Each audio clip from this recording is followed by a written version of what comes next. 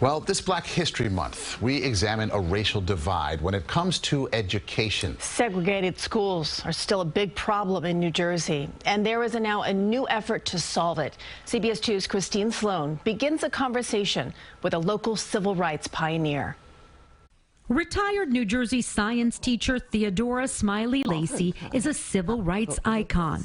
A Teaneck school bears her name, but the 90-year-old grew up in Montgomery, Alabama, in the Deep South during segregation. Oftentimes, I would go to the bus stop, and the driver would ask me to put the money in the box and go to the back to get on, to keep me from walking in front of the white passengers. Many times the driver would drive off before I could get to the back. Mrs. Lacey was involved in the Montgomery bus boycott. Rosa Parks was a close family friend.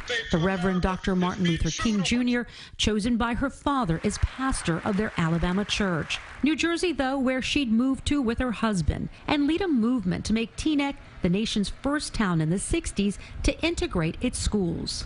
The board came up with the centralized sixth grade that required busing all over the town. It was one of the most innovative and creative and excelling schools I think that you could ever find.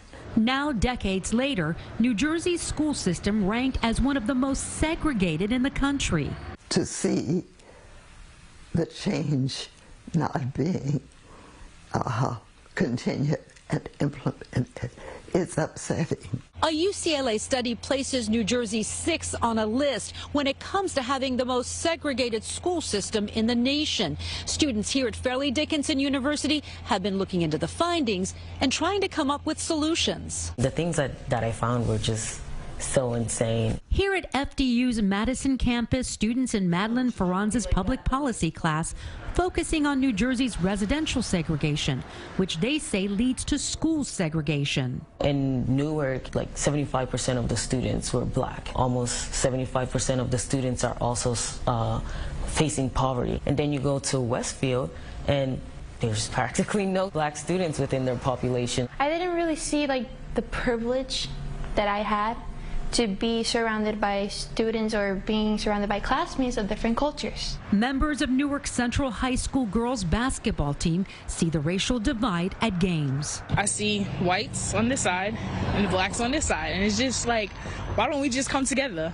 All of us sit together. We get treated different from other schools, people that's not my race, you know. Former Central High principal and now Newark Mayor Ross Baraka on fixing this racial gap. We need affordable housing in these communities. We need to advocate that people are allowed to go to schools in different communities and not penalize or punish people for going to schools in other people's communities. I personally just believe that it's really important for students to interact with people from different backgrounds. The main reason Mrs. Lacey pushed for change in Teaneck. Her hope now, this generation keeps fighting for equity.